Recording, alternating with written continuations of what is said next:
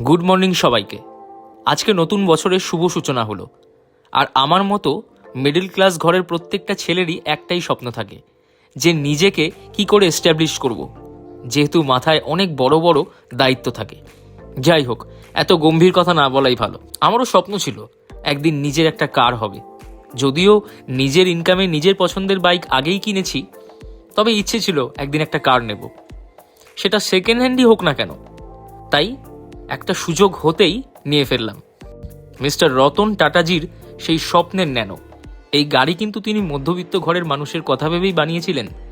যাই হোক, গাড়িটা খুবই ভালো কন্ডিশনে আমি পেয়েছি। তাই আর দেরি না করে গাড়ির কিছু কাজ করিয়ে সোজা চলে গেলাম বাবা মা আর শ্রেয়সীকে নিয়ে শিমলাগড় কালীবাড়ি। তোমরাও একটু একটু করে নিজের সমস্ত স্বপ্নগুলো আস্তে আস্তে পূরণ করতে থাকো আর অনেক পরিশ্রম করো, কারণ পরিশ্রম ছাড়া কোনো কিছুই কিন্তু অর্জন করা যায় না।